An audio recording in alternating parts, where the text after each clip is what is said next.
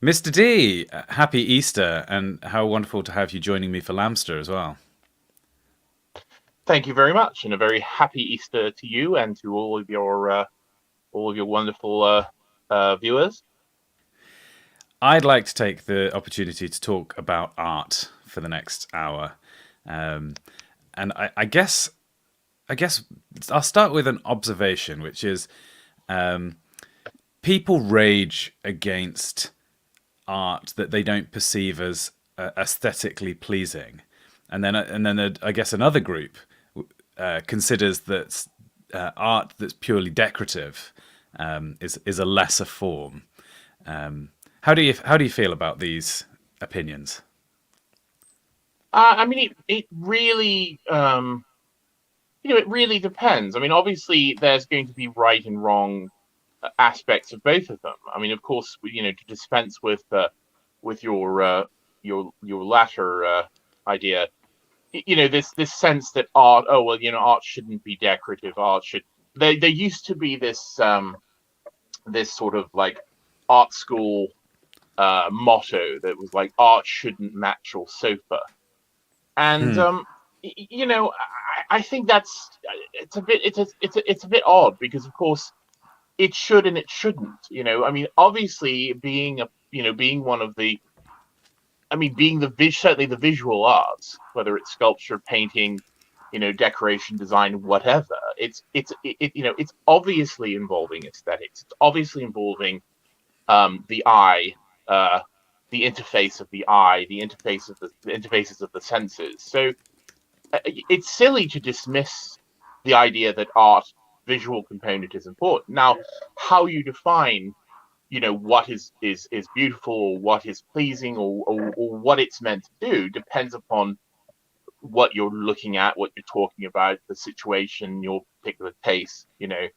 Um, and also, the other idea that you mentioned is this sense from another sort of person that art should be comprehensible, uh, and I do think that that's a very interesting one, and I think one that we run up against all the time, and I think one worth talking about. I mean, who is art for? I mean, what Hmm. even is that phrase art? I mean, what do people Hmm. mean when they say art? I don't like modern art. I don't like this. I don't like that. This is the sort of art I prefer. Well, what is art, and in what context does it matter to people's lives? And I think this is again all conditional.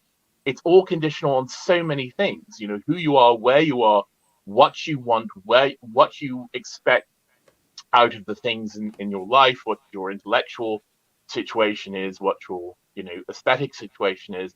I mean, all of these things matter, and there really isn't one definition or one sort of place we can rest upon any kind of general things. And I do think that that is one of the things that gives this constant struggle. But it's also one of the things that gives it vitality.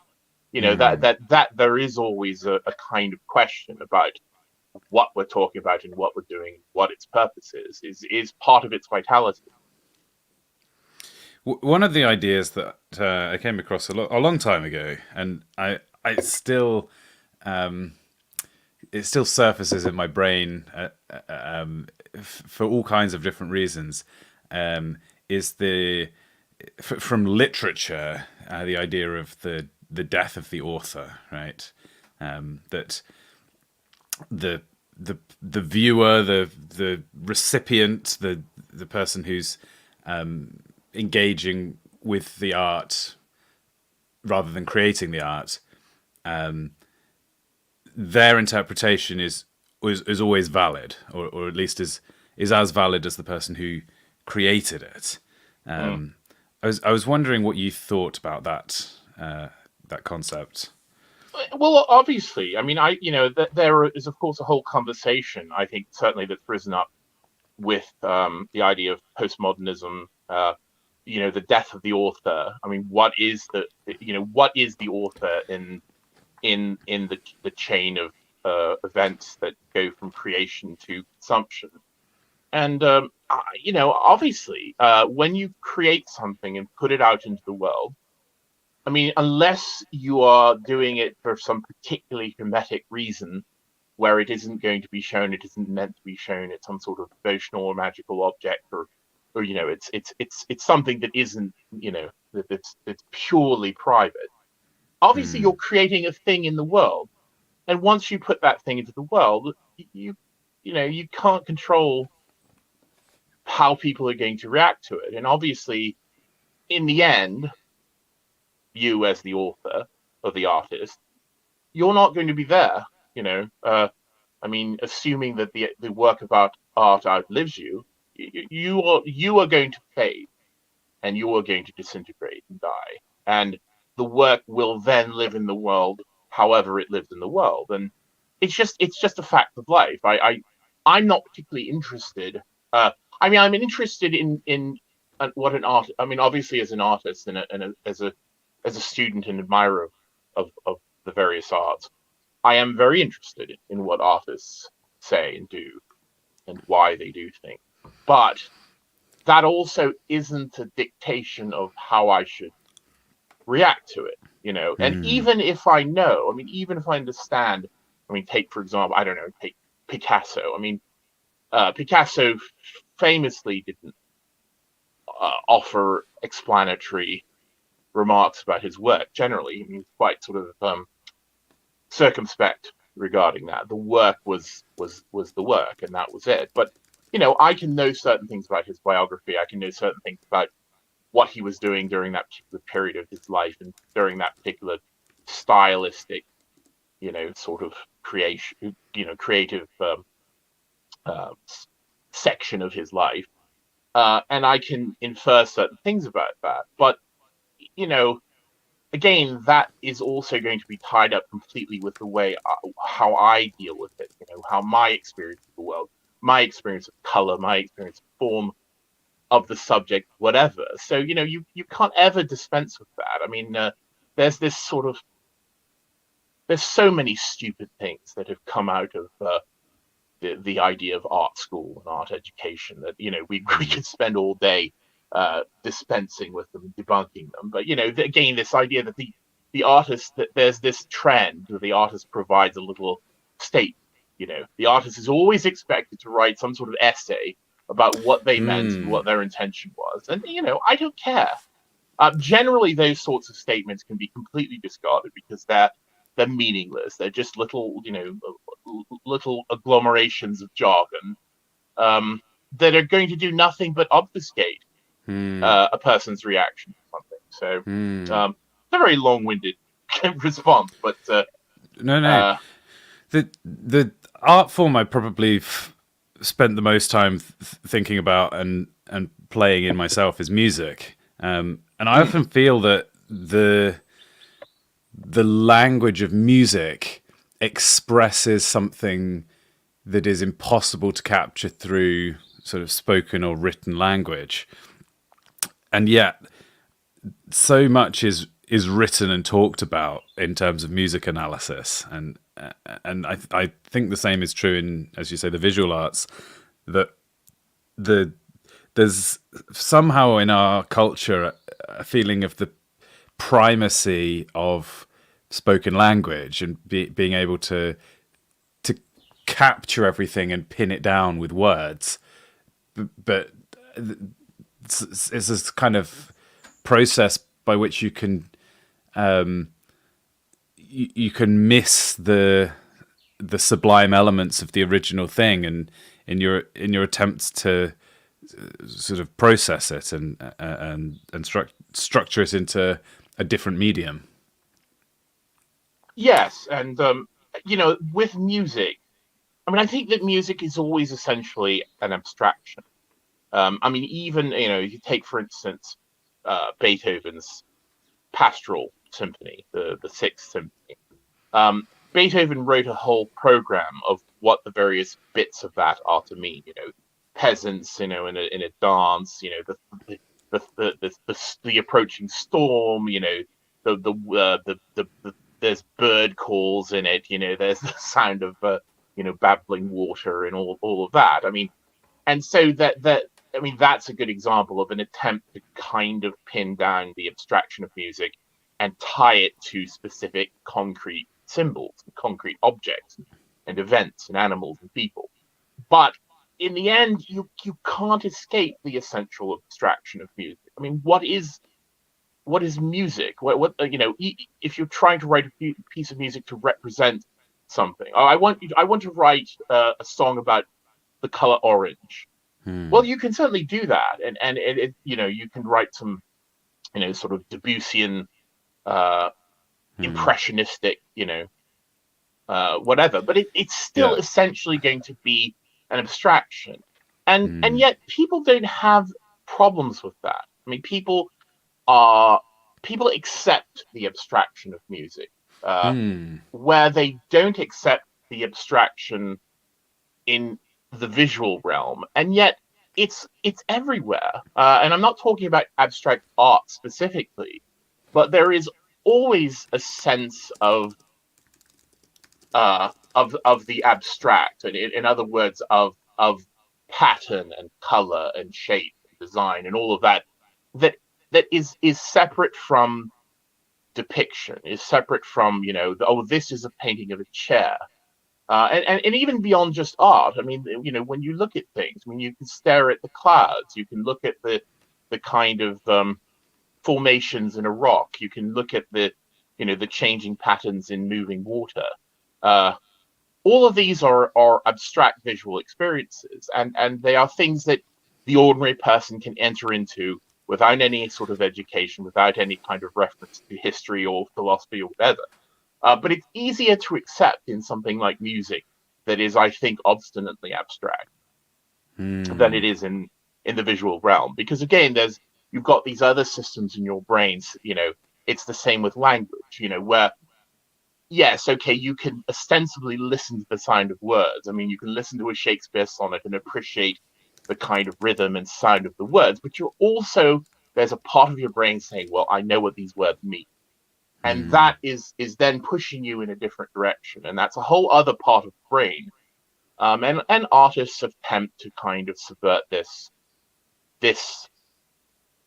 rational brain all the time with varying degrees of success. But I do think you're right. There is some fundamental difference between the music and art and visual art.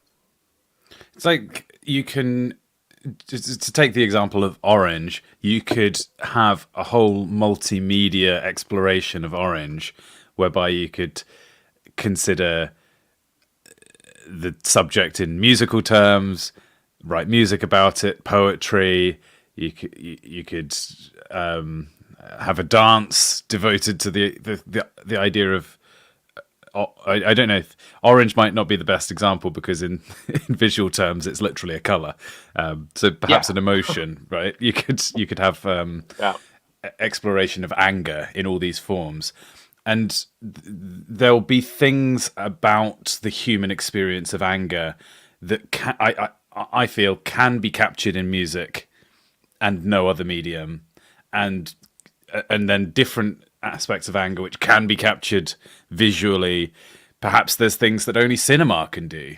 Perhaps there's things that you could only achieve through some interactive sort of dialogue back and forth between the artist and the audio. I don't know. There's just I maybe this drives towards the who was it who said the medium is the message? Is that connected to this? Um, the medium and the well, since so I associate um, uh, that phrase with Marshall McLuhan, who was a Yeah. American, or I mean, actually, sorry, Canadian, I believe, sort of philosopher of kind of media and communication. He Okay. even wrote a book, which is sometimes called "The Medium is the Massage" rather than Uh-huh. message. Playing with this sort of slipperiness of language. But yeah, I mean, I think the medium is. I mean, there is some truth to that, and that's one of the things that's one of the sort of aspects of art that I think many people sort of disregard. I mean that um, I don't want to throw us off topic, but so much. But again, I think that part of the project of art beginning in the 19th century was to push art less towards the idea of a purely illusionistic medium, where I mean, painting and drawing, where the goal was to represent something in the world, Hmm. and to make more plain the also the idea that art is a thing, that you're not looking at a window onto a world. You're also looking at a thing. You're looking at a piece of canvas or a panel covered with pigments made from various minerals or biological Hmm. materials or synthetics or whatever.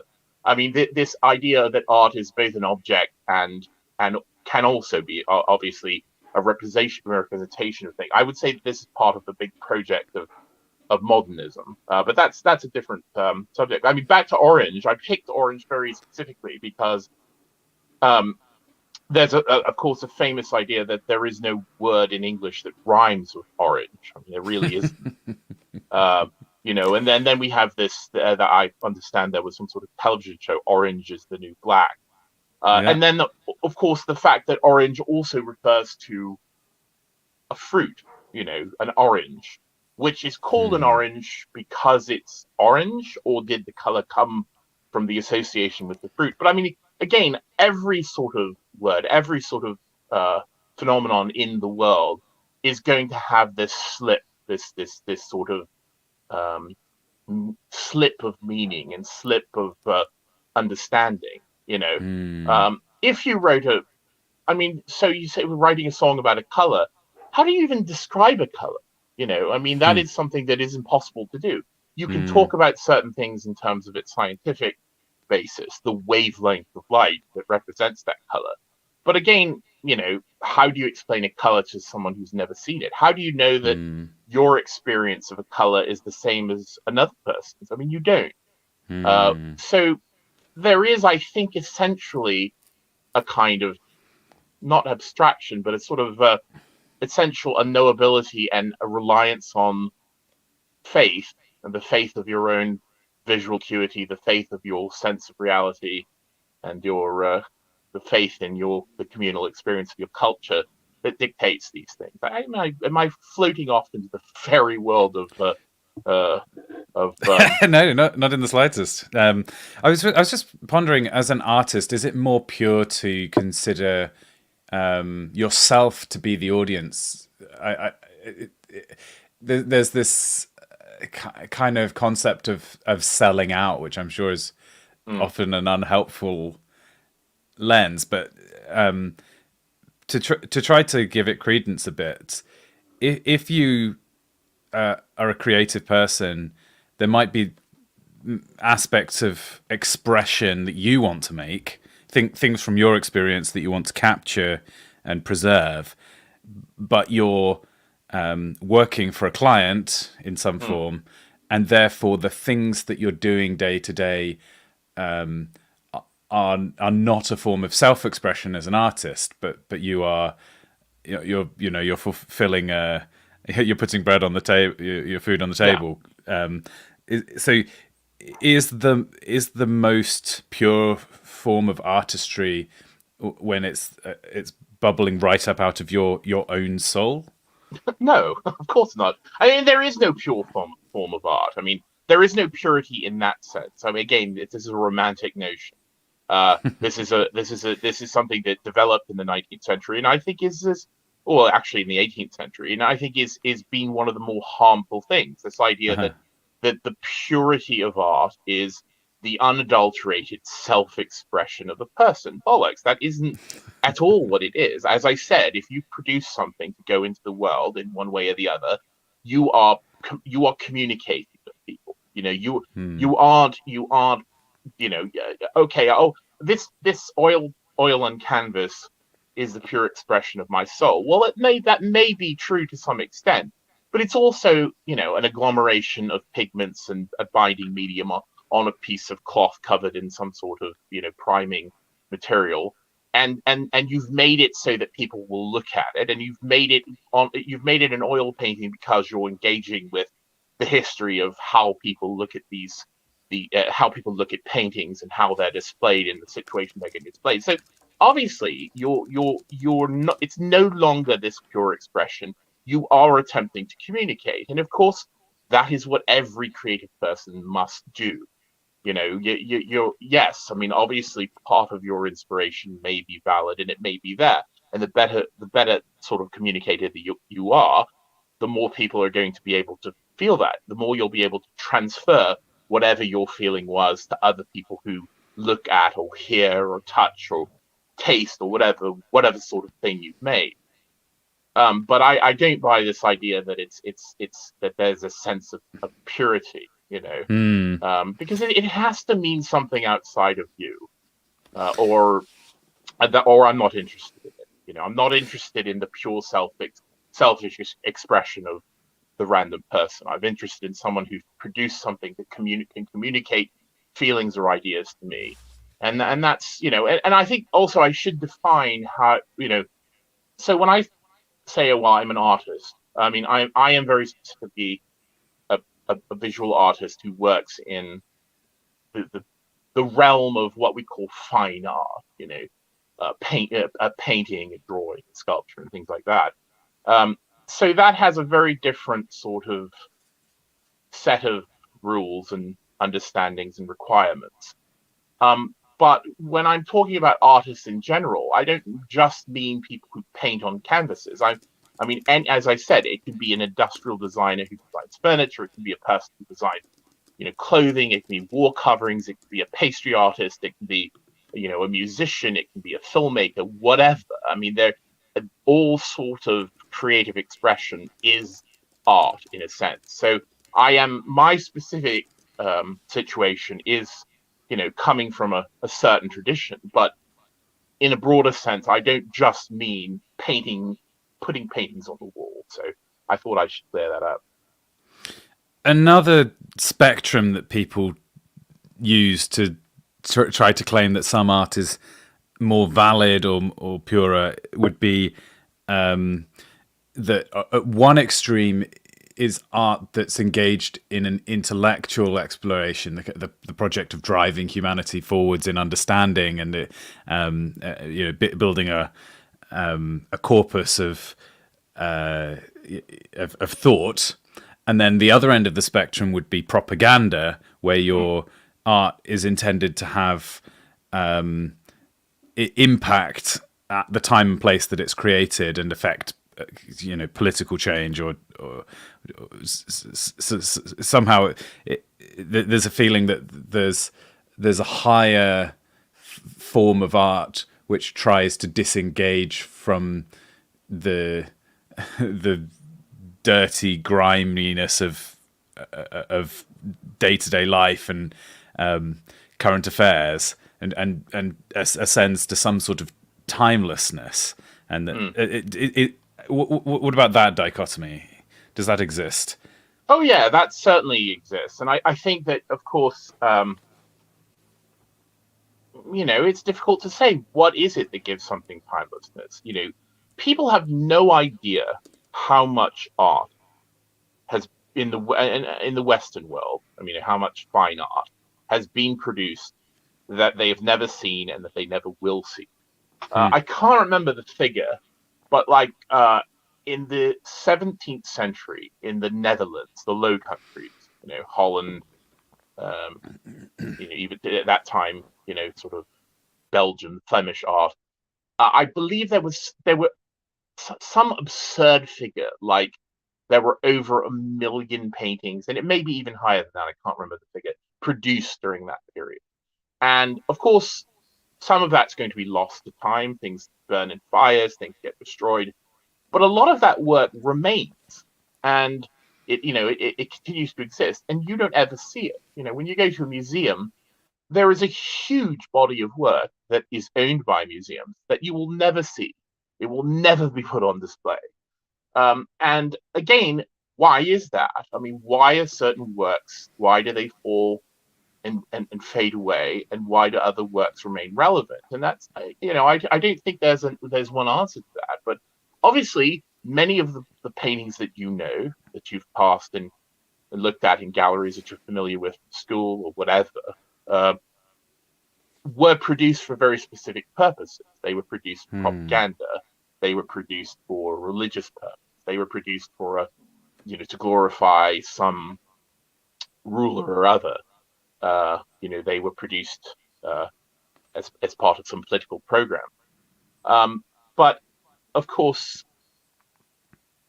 if the work has other qualities, uh, it can sort of outlive its intentions and take on another life, and then you can look at it, and without knowing anything about it, you can have some appreciation. You can enter into some sort of dialogue with it. You don't have to know the kind of machinations of the Medici's, or you don't have to know the particular kind of religious discussions that were happening around this particular artist in Florence, and you enter into it in a different way.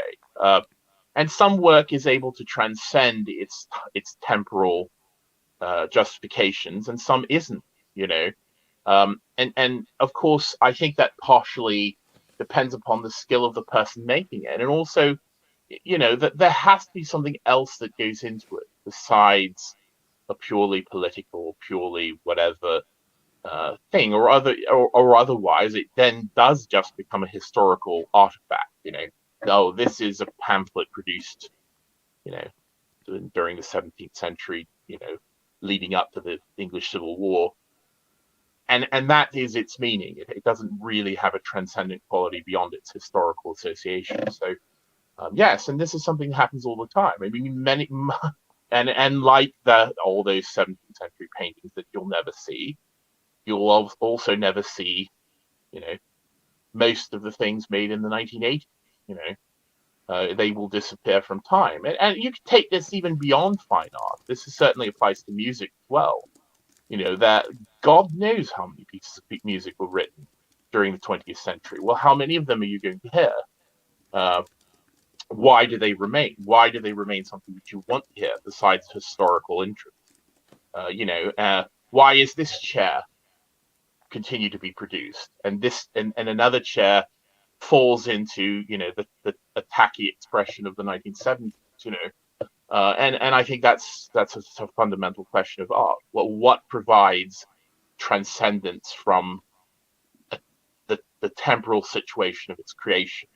What gives it, you know, uh, eternal life, so to speak?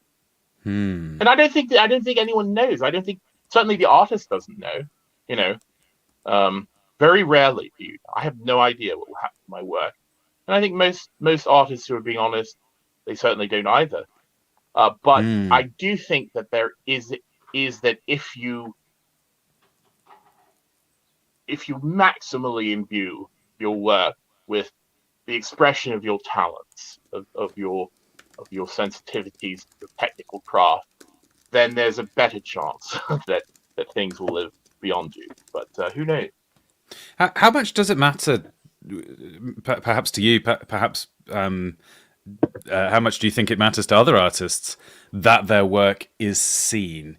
Is it generally a primary objective for an artist to have their work seen and enjoyed by as many people as possible, or is that a completely accidental side effect? And because, for example, you hear about artists who, after they die, people go into their studios and discover copious work that was never never revealed. Mm. Yeah, I mean, I think every artist is every sort of serious artist, again talking about visual arts, painting in particular. Every artist is a communicator, and I think is interested in having their work seen, maximally enjoyed. But sometimes it isn't. It just doesn't work. I mean, take for example Hmm. the 19th and early 20th century artist Edgar Degas, French artist who many people will be familiar with. Um, some of the work he produced was not really seen in his life, or it was seen once. Uh, I can think of one particular famous work of his called the Little Girl 14, Little Dancer 14 Years Old, which is a sort of life-size sculpture of uh, a dancer from the Paris Opera, and Might be Degas' most famous piece at this point. one of I his most think. famous pieces. Yes, and I mean the original of that work was done in wax, and it had real hair, you know, human hair, and it was colored. It had a sort of a fleshy color, and it was dressed up in a little tutu, and it had ribbon in its hair, and and Degas displayed it in a vitrine in a glass case as if it was a taxidermized specimen of a human, and it was absolutely a scandal. You know, it was it was reviled and hated Huh. by many people, and it was denounced in the art press, and it was never shown again. It was only shown once during his life, and then, of course, Wow. after his death, when his studio was cleared out, of course, this was one of the pieces, and it became, and it was immediately uh, taken and cast in bronze. So many of the versions you will see of it are these bronze casts that were taken after Degas' death. The original wax one, I believe, belongs to the United States in their National Gallery. But that's an example of a work that Degas was very, was a very profound work, which people weren't ready for at the time. So that certainly does happen. But um, there's a lot of things that should stay in the studio. They don't get seen for a reason, just because it just doesn't always work that way. And a lot of times, of course, a lot of this is myth making. Hmm. Uh, like Vincent Van Gogh, for instance, or Van Gogh, as it's pronounced correctly. Um, there's a huge raft of romance myth around him, and this idea that he was, completely unknown and discovered only after his death. That's not true at all. He was an ambitious artist working very much in the kind of conversations of the cutting edge world of art of his day, and he knew people, and his work was seen during his life. So there is a lot of romanticism that builds up around these ideas, but I guess in some ways there's three ways. This is just something I'm thinking of. So correct me if this doesn't sound correct. But when you're producing art and you want to create something of high quality, you could iterate the work over and over and over, working towards some ideal. You mhm, could produce lots and lots of pieces, most of which get discarded, and you're finding the needle in the haystack, the kind of kill your darlings approach. Or you could develop your individual skill so that when you go to work, what you produce is of high quality. And perhaps ultimately you need a combination of these three. But does that seem like a fair summary of the ways that you can end up producing work of great quality? yes, and of course all those approaches are perfectly valid, and it just depends on who you are and how you work. I mean, we mentioned Pablo Picasso, who remains probably the most prolific Western artist to ever live. Uh, in terms of he has the most catalog works of art, uh, attributable to him of any other artist, and I'm talking about uh, probably over 20,000 paintings, untold numbers of drawings, sculptures. I mean, he worked endlessly. I mean, his entire life was work. We sort of have this idea that the famous artists, living a life of luxury and you know um, in high society. Well, Picasso was just a completely obsessive worker and worked from morning to night most days of his life, and produced this massive body of work. And again, Picasso, the ratio of masterpiece to misfire is pretty, I would say, it's fairly good with him. But again, he produced lots of things that I consider, you know, uninteresting or misfires or failures. But his approach was to just do it, execute it as quickly as possible, and then move on to the next thing, and move on to the next thing, and move on to the Hmm. next thing, move on to the next idea. And of course, famously, he went through various periods of his work. You can't. I mean, many people say, "Oh, I know what Picasso's work looks like," and yes, there's certain aspects that you can always attribute to him. But I mean, he again moved through so many different styles. He was an absolute technical master. Again, you can make fun of Picasso's sort of later work or his more, quote unquote, far out work, all you like, but he was an absolute academic master. This was the tradition he trained under. He was an unparalleled draftsman, drew absolutely beautifully. He Hmm. chose not to. And in fact, he chose to be deliberately primitive much of his life, in many of the periods of his life, for various reasons. But so that's one approach, yes, maximality. Andy Warhol, who I have a kind of a meme association with at this point, producing a massive series of streams on the Academic Agents channel. Another artist who tried in fact, whose whole philosophical project partially was about uh, quantity as quality. Uh, Hmm. but then you have another artist like Johannes Vermeer, who again is very well known, who produced, I believe, 34 paintings. It may have been 26. I can't remember the exact number. And that's it. That's all that he ever produced in his life. Um, so, and both of those are valid approaches. Some artists took forever to make a work, endless revision, and obviously depending on how it's painted, what degree of technical, work was required to make it. The Sistine Chapel frescoes, uh, that was a very specific type of work that took time. So it just depends. And of course, you could produce a masterpiece in 5 minutes. You could produce a masterpiece in 5 years. Um, so there's no one I, approach. something I've been discovering more and more is that the process is almost always visible in the output. Sometimes that's necessarily the case. As you say, Sistine Chapel could not have been produced in 5 minutes.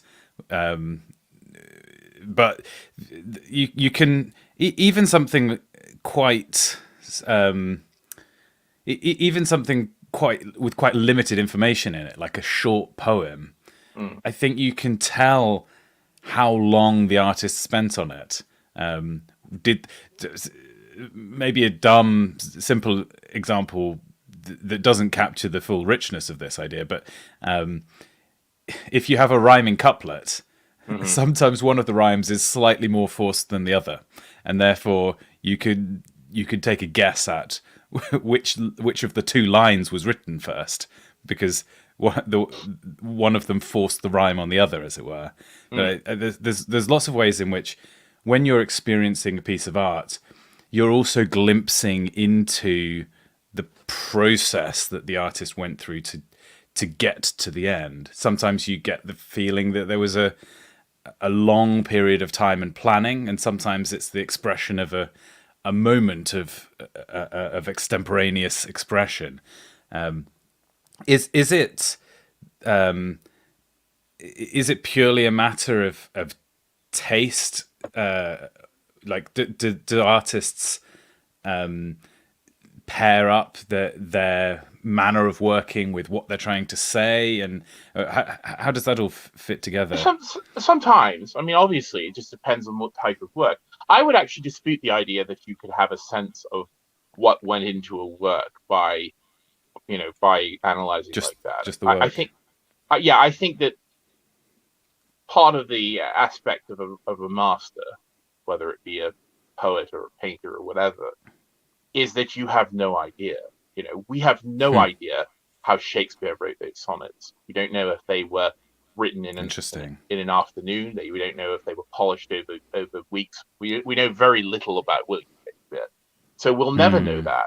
Uh, given the hit and miss ratio of Shakespeare very low on the miss side. Although he did, certainly the some of the plays are more uneven than the poetry. But I would say that some people genius flows out of them without. Hmm. I mean, the effort is there, but there is divine inspiration of one sort or the other. Someone I mentioned Bach in the chat. Bach wrote a huge number of works, including writing a cantata, you know, every week for a period of time. I mean, just Hmm. writing a cantata to be performed at the church where he worked as the chapel master, I think. You know, there's something so workaday about that, and yet most of these are transcendent masterpieces of music, and yet they were Hmm. written on a weekly schedule, like the good German workman that he was. Hmm. Uh, so I think it's difficult to tell. I mean, another example, if you take from the art world, like look at a painting by the Van Eyck brothers, uh, who worked in the 15th century, um, mostly. Um, you can look, you can get as close as you like to some of those pictures, and you will have no idea, you will have no conception of how that image was made. They are so seamless and flawless and shining like jewels. It's beyond comprehension. And even today, I mean, science is still not completely able to explain why the colors in the Van Eyck brothers paintings stayed so beautifully pure, and the colors in most other paintings experience changes. We don't know. We don't really know why. So I think it's deceptive. I mean, sometimes, and again, even with Picasso, we don't know whether he sat and worked out compositions in some careful way. In as far as we know, in many cases, he didn't. You know, Hmm. they were just kind of all just done, and it worked or it didn't, but it often worked. Uh, Hmm. so it's tricky, and in But the end, it's a mystery of I think a mystery of creation, and it's akin to the mystery of God. We don't know why some people are given these great gifts or how they do it, hmm. and the artists themselves usually don't know either. I mean, I'm not going to presume to count myself amongst the gifted, but I have known people who I have considered sublimely gifted artists, musicians, whatever, and Hmm. I've known them quite many people. I've known people like that quite well, and I wouldn't say that any of them had any idea how they how they did what they did, and Wow. I don't know how I do what I do as an artist, as a less Huh. gifted artist. Uh, and so the mystery remains even to the person doing it.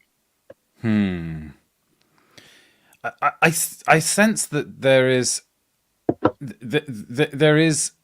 evident in the work the method in at least some cases, but it sounds like, are you saying that it's one of the hallmarks of mastery that the artist almost recedes or becomes more mysterious? That so for example, when 1 point, 2 point, 3 point perspective was invented, it became possible to produce things that humans couldn't. You couldn't make images prior to that point that had this three-dimensional geometric quality. Mm, Or likewise, you can't do a Chekhov like have the gun on the mantelpiece in Act One and then it gets shot in Act Three in a satisfying way, unless you are thinking ahead. So you're not, as an artist, mm, completely freewheeling it as you write your play. mm.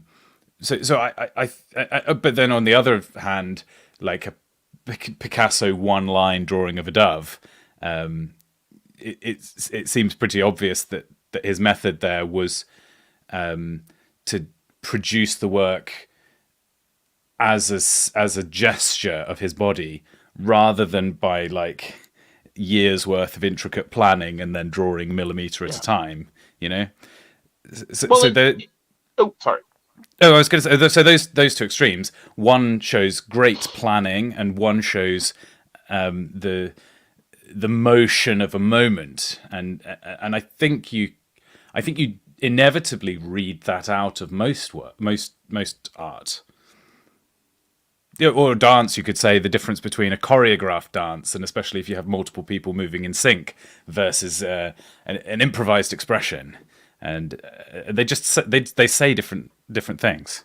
Yes, they speak in different ways, and obviously, both of those expressions are going to be uh, valid in their own, in their own way, in their own time, in their own circumstances. I mean, think about a really gifted athlete's body. That their movements are an expression of untold hours of practice and work and and exercise, repetition, and when, of course, they're on form, that it's a moment's movement. It's a completely dynamic gesture in real time, but it also represents so much work, so much planning, so much preparation for that moment of expression. And obviously that applies, again, to artists. I mean, to be able to, just to move the hand in the ways required to produce a beautiful line, a perfect drawing, a perfect painting, the perfect stroke. That represents, whether it's done in 5 minutes or 2 seconds or hundreds of hours. I mean, that is an expression of the same sort of preparation, the same sort of mastery. And this is something that I think that eludes people about certain types of art. Abstract expressionism, abstract art in general. Although that's a sort of misunderstood term. But again, that is what people are looking at in that type of work. It is in a way the expression of of the vital expression of a moment that is backed up by wisdom about color, wisdom about form, in the best circumstances. So yeah, it depends. And sometimes, of course, the form dictates these things very explicitly. So take, for instance, the Sistine Chapel frescoes. That type of fresco, is a very specific technical process. So the artist lays down a layer of plaster, lime plaster, and basically plastering the wall. And then, while the plaster is in a certain state, where it has begun to set, but it only proceeded through its stages of setting to a certain degree, then the artist has pigments which they've previously ground in water to the correct size to give them the actual refractivity. They then paint on the plaster with those pigments and brush, and you can only do as much as you can paint whilst the plaster is in the perfect state. In other words, you can't you only prepare a section of plaster that you can paint within an hour or 2 hours or 3 hours of work. You don't have very long to do it. And so you basically, the speed of the work is dictated by how much you can do on the plaster at the right time. If you wait too long, then when you paint the pigments on, they will not become a part of the crystal matrix of the plaster, and they will fall off. They will chip, and the fresco, you will not have made a successful fresco. If you put them on at the right time, those pigments then become bound in the crystal structure of the plaster, and that's why fresco is so permanent, and why it's so good for those sort of uses. So in that circumstance, the technical process becomes the sort of metronome of that gives the time, the pacing of the work, you know. Hmm. And so and of course that becomes a part of it. And if you look very closely at photographs of the Sistine Chapel ceiling, you can see where the edges of each day's work are. You can see the edges of Right. each section that Michelangelo worked on. They're not apparent from the ground, but they're apparent from close inspection. So and lots of other forms of visual arts are like this as well. I mean, the process dictates how they're done, and many artists actually choose a medium because of these limitations. Egg tempera is one example of that, and this is most paintings before about 1450, Western paintings that you see were done with egg tempera, which is basically, again, you grind your pigment and you mix it with an egg yolk. You Hmm. have an egg yolk there, and you mix the ground pigment with the egg yolk, and then you paint it. But you can only paint a little tiny stroke. It's almost egg tempera painting is more akin to drawing, really, Hmm. than what people have idea of sort of wet painting. And then you Right. have to you Yeah. have Big to impasto thing with a palette knife. yes, you can't do that with egg tempera. Egg tempera is little tiny strokes. You build up form. It takes a very long time. And yes, so when oil paint came, most artists gave up egg tempera because it was much easier. You could make much larger paintings. It's much easier to work with.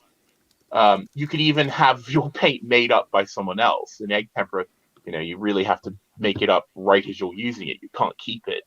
Um, but there are still artists who use egg tempera. They actually choose that because they like the results that it gives them, but they also like the technical process. And in a sense, there's a sort of ecstasy of the technical aspect of art. Hmm. And that is, that's again something that I think people who aren't really artists themselves don't understand. That most of the artists' interface with work is the material aspect of it, is the Hmm. smell and the touch and the feel and the look and the wetness or the dryness of paint, paper, and pencil, whatever it is you're using. And that is a big part of the process. And that remains invisible. Most people don't ever think about those things when they're looking at works of art. Hmm. It's amazing how many of the most significant works of art, or even um, movements in art, have only been possible because of limitations put on the human. I guess if art's being produced by people, you'd think if you removed all the limitations and gave the person the fullest ability to just click their fingers and whatever they imagine appears. But it appears, but in fact, it seems that it's only through limitation that we are able to reach these great heights of creativity. Yes. And I mean, I'm very old fashioned. Uh, and this is why I find the easier it gets, uh, the less impressed I am by it. You know, I mean, digital art. I use computers all the time, and I have for years in aspects of my work in very specific ways. I use them Hmm. for sort of design. I use them for kind of the business aspect of it. But for me, I have no passion for digital artworks. It doesn't excite me because so much of my particular fascination with art is the material world. Hmm. And this is why I have trouble. I often bitch about people's reaction to the artwork that I sometimes tweet out, and I've tried to be a little better about that in terms of trying to give people an idea of why this is something that they should look at. But Right. for me, I react to everything. It's so much as a sensualist. Again, Hmm. you can't take for granted how important the sensory experience of the material world is to an artist and their work. And this is something I wanted to mention before we run out of time, is Uh, I think one of the things that happened to art is that, I mean, I think the Protestant Reformation greatly affected uh, how art is sort of understood and what it meant in the West. I think the title of the stream is Art Essential. I think that Hmm. is so bound up with so many other questions, and one of these questions is, I think, one related to religion. In the Roman Catholic Church and also in the Orthodox Church, there is a sacredness to objects. Objects, a sort of thing, can become a loci, a focal point of your communion with the saints, communion with God. An icon or an altarpiece. Uh, and of course, this is very obvious, visiting a Catholic church, uh, as opposed to visiting, the old Ship Meeting House, which is a Puritan, one of the few Puritan meeting houses that remains in America, from the 17th century. It's obvious the difference there. The the kind of display and adornment and articulation, the idea of art being an offering to God, and the art itself being having the material aspect of the art having an importance in the ritual, I think is a huge difference. And when Christianity became, with Protestantism, the various forms of Protestantism, when it became detached from these material concerns, it obviously changed the relationship of art to the human Hmm. experience. It was no longer as important uh, Hmm. in And perhaps in culminating that with world. the questions around the Eucharist, which very briefly got mentioned in my last stream last night. It's surprising how these theological questions do have surprising ripple effects outwards. Yeah. I was wondering if partly one of the reasons people struggle to properly engage with photos of art that they Mm, encounter online is that they're not yes. seeing the real thing, and in That is some an ways, then excellent point. Yeah. you're compare. Well, yeah, in some ways, then a a digital art piece that's created in the computer and putting actual chemicals onto actual paper and then taking a photo of it end up being two methods for producing the final result, which is an entirely virtual digital experience. Yeah. That's a very good point. I mean, so of course I said, well, digital art doesn't move me, but of course, everything that I tweet and share is digital art. Is I that mean, right? yes, it's a Picasso, it's a a Van Eyck, it's Caravaggio, but it's not. It's pixels on a screen. It's the Yes. JPEG standard. So I'm caught up in my own little fiction there. But yes, I mean it's a representation of something in the world, and that something in the world is very important. I think another reason people are often unimpressed by some of the things that I would post as art is because that physical dimension is completely removed, and the physical dimension is very, very important. I mean, looking at a JPEG, compressed JPEG of the Sistine Chapel, uh, Right. it's just not the same experience. It isn't the same thing. That Right. was part of an environment. It is part of a work, a complete work, and it's the same for true every other work of art. You see this little postage stamp on your phone Yeah. of a painting that is literally 13 feet tall. Mm. You can have a very different engagement. So in a way, And those for images people, I post, they're placeholders for, you know, go and see the yeah. real thing if you can. Yeah. But for people listening who that doesn't resonate with, have you ever seen a sunset that's just absolutely knocked you off your feet, and then taken a picture of it and shown the sunset, or looked at it later on your phone or your computer, and and just been stunned by the complete lack of majesty Yeah. in the reproduction.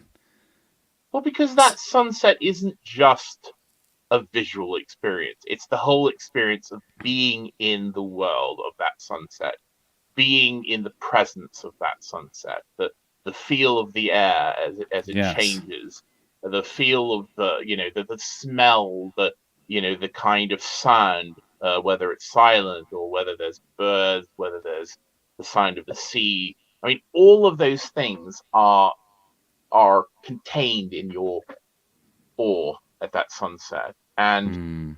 of course, all of those are stripped away. And of course, this Mm. is the project of the artist. I mean, when Vincent van Gogh was out, out looking at Starry Night, his experience there was a very different one from what he gave you in that famous picture.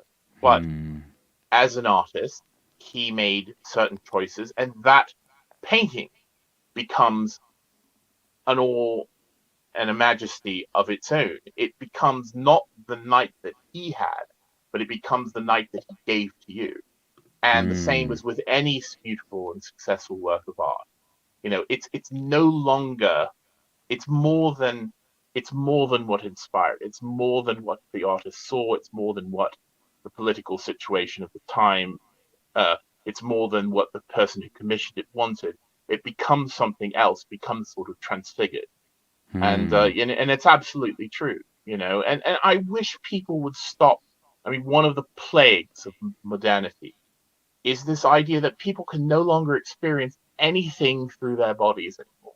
The first Mm. impulse people have is to pull out the damn phone and Yes. and take a picture of it. No, Yeah. and Yeah. you're becoming a simulation. You're robbing yourself of your being in the moment. And the Mm. same thing is, I see it in museums as well. The first impulse is to take a picture of the painting. Look at the damn painting. You're in front of this majestic thing. Look at it. Your picture Yes. is going to be shite. If you want to take it home, go to the gift shop and buy a nice print of it. But so you're absolutely right. I mean, there's a huge difference in experience.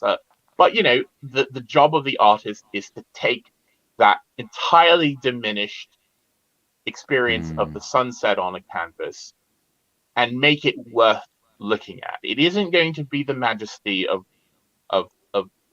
the sunset that God has given you, but Mm. it's going to be something. If you do it right, it's going to be something that has worth on its own.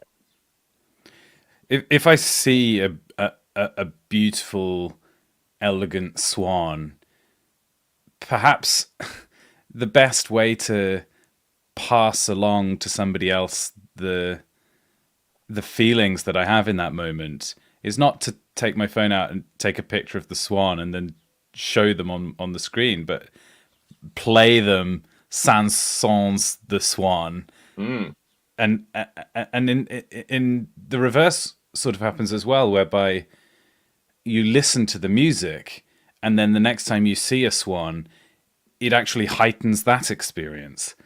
mm, Somehow the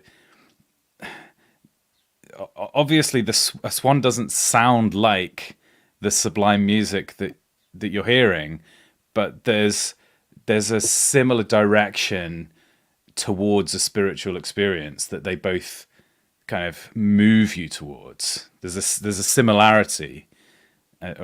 It's all as I was saying earlier in the stream. It's all quite difficult to put into words, I think. But and I don't want to cheapen art by talking about it. But it feels to me like art is one of the most human things that we do. Like God is a creator, and then He makes mankind in His image. And what does that mean? I think one part of that must be creating and picking up on the artistry that there is in the universe, and seeing in it the spark of the divine. yes, that we and what was our first impulse? I mean, as soon as we'd become cognitively developed as a species, what was our first impulse? Which was it was to mimic the creator and Mm. create ourselves, to create, images of the images we were given, and so you can go to Lascaux and look at the cave paintings on the wall, some of which are depictions of things and some of which are beautiful abstractions or patterns and things that we can't understand, you know, but yet that was some of our earliest impulses as human beings, and so it's primally important to us, obviously. The first thing when we got a stone that we wanted to do was carve it into something useful, and carve it into something beautiful. Um, so I think creation, and certainly art, however you apply that to the idea of creation, is so fundamental to the experience of being human that it's a silly question. Mm. Of course, it's essential. It's an essential part of us, just as God, God is the creator. I mean that the idea of creation is fundamental to our understanding of God, and I think understanding humans being made in the image of God, that is also a fundamental question, a fundamental truth. Well, thank you so much for joining me for that discussion, Dee. Are there any final thoughts before I close out the stream? No, I'm very happy to be here and have a conversation. Especially you're given it's Batman month, so I'm I've had some ideas for some deep explores with AA. I'm like a cuckoo. I don't have my own channel, so I live in other people's channels, and my primary nest is with academic agents. So if people aren't familiar and want for some reason want more of me, you can find me over there. But we'll I enjoy the opportunity of talking about something without referring to wrestling or Batman. So thank you, Lambda. Great. Well, you must come over here and roost again at some point during Batman month. Right. I'm going to close the stream out by reading a passage from the Gospel of John. So the soldiers took charge of Jesus. Carrying his own cross, they went out to the place of the skull, which in Aramaic is called Golgotha. There they crucified him, and with 2 others, one on each side and Jesus in the middle. Pilate had a notice prepared and fastened to the cross. It read, "Jesus of Nazareth, the King of the Jews." Many of the Jews read this sign, for the place where Jesus was crucified was near the city, and the sign was written in Aramaic, Latin, and Greek. The chief priests of the Jews protested to Pilate, "Do not write King of the Jews," but that this man claimed to be King of the Jews. Pilate answered, "What I have written, I have written." When the soldiers crucified Jesus, they took his clothes, dividing them into 4 shares, one for each of them, with the undergarment remaining. This garment was seamless, woven in one piece from top to bottom. "Let us not tear it," they said to one another. "Let's decide by lot who will get it." This happened that the scripture might be fulfilled that said, "They divided my clothes among them and cast lots for my garment." So this is what the soldiers did.